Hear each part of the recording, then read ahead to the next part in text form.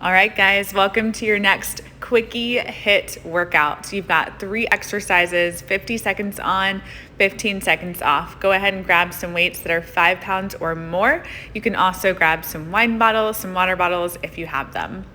You'll start first with a side lunge to press overhead. When you go down and up, I want you to see how much you can connect and engage from your center to do this. So don't just move side to side. Think about actively working from your center. Now press into the heel of your foot that's going out to the side. Squeeze that glute. Exhale to rise. Good. So when we're going overhead with those weights, try to keep your posture tall, your shoulders down away from your ears. Good. So just being mindful of the whole body here, nice and strong, keeping that pace, but keeping your form. Adding that breath. We're almost there. And we'll rest. Nice job, guys. So for this next one, we'll go ahead and come down to the mat to all fours.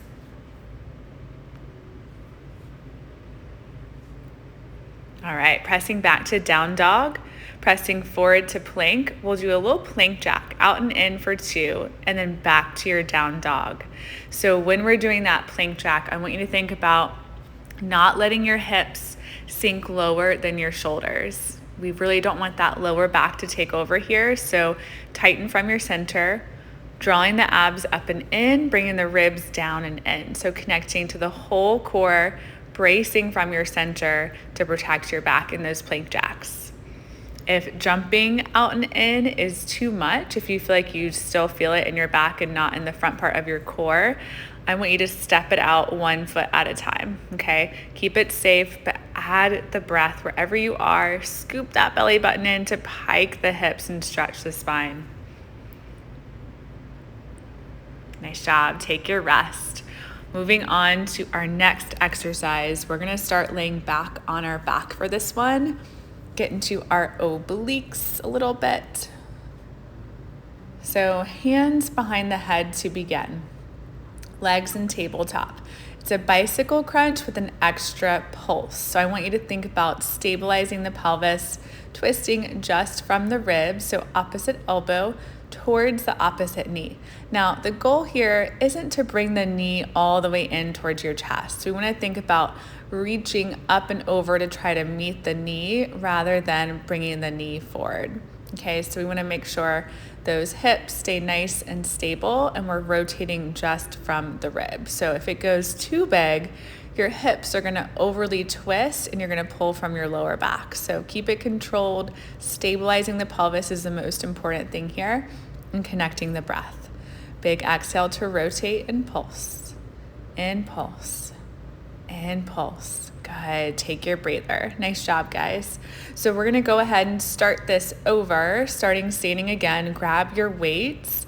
Now that we fired up those obliques a little bit more, I want you to see how much you can connect to them for this round. Take it to that side lunge and then press it up nice and strong. So we inhale, lunge, exhale, press. Inhale, exhale. Taking the ribs down and in to stand. So again, actively use your core instead of just rising up and down. Good. Squeezing the shoulders to press, but still keeping them down away from the ears. So think about keeping your shoulder blades from lifting too far up as you go overhead. Standing tall at the top. Keeping your chest open, collarbone smiling, shoulders spreading away from one another as you go down. So try not to let them round forward over that lunging leg. Good. Take your breather. We'll come back down to your mat, lose the weights, down to all fours, setting up for your down dog. And we'll go. Pressing back, abs in. Lengthening forward, plank jacks. Again, take whichever variation you need to keep your form. Keep it controlled. Keep those hips lifted in line with the shoulders, head in line with the spine. So Again, just as important here, we want to make sure that head doesn't fall towards the mat. Otherwise, it's going to take a lot of pressure on the neck. So keep stretching everything as long as you can. Imagine that string is just lifting you from the crown. Good. Core stays nice and tight as we take the legs out and in. Actively engage from the lower abdominal area to pike the hips up. So think about taking the ribs down and in at the top of the pike. You're going to get a little bit more core activation when you do this. Good. We're also doing this down dog to get a nice stretch through the back. Stretch the spine, lengthen it all out. And rest. Good job. Let's get back onto your mat, laying on your backside this time, setting up for our bicycle twist with our double pulse. So again, rotating from the rib cage while stabilizing the pelvis. So I want you to think about keeping your belly button from rising, keeping that connection of your lower back into the mat, seeing how much you can connect to the left and right of your belly button. So deep transverse muscles here. Exhaling the rib down and in as you rotate. So if you're twisting that right elbow towards the left knee, I want you to think about bringing your right rib down towards your left hip. So think across the body. Same thing with the other side. Left rib, right hip. Good. Remembering to breathe, relaxing the shoulders, and rest. Good job, guys. All right. 2 rounds down. Let's go ahead, finish it up with this third round. We'll rise back up to standing, grab your weights, and let's set up for our side lunge.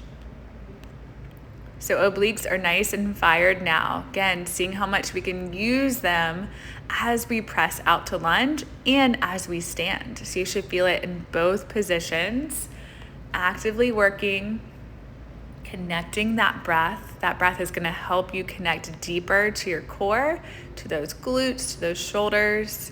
So just breathing through it, nice and tall, nice and active. Good. Press into the heels, squeeze the glute, engage the core. Good. That's it, guys. Maybe starting to take the pace up a little bit, but finding the breath wherever you are. This is it. Last push. And rest. Take that breather. Nice job. Let's come down to the mat. Lose the weights. We'll come to all fours. Maybe take a cat-cow if you need a little stretch.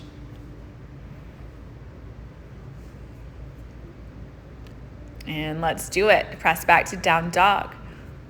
Forward to plank, plank jacks. Abs in, we pike. Lengthen forward, jack it out. Belly button to spine. Ribs down and in, grow tall. Good. Breathing through this. As we come forward, think about bringing the shoulders down away from the ears, lengthening through the crown. Good. So staying connected to the whole body, all the way from your head down to your toes.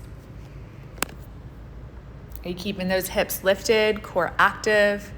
Are we breathing? Good. Again, maybe start to take the pace up a little bit for this last push. That's it, guys. You got this. Keep it strong. Keep it connected. This is it. And rest. Nice work. Let's lay back on your backside for your last exercise. Setting up for those bicycles. Abs in, low back down, hands behind the head. Adding that double pulse, twisting just from the ribs. Are you keeping space between your ears and your shoulders? Is your collarbone wide?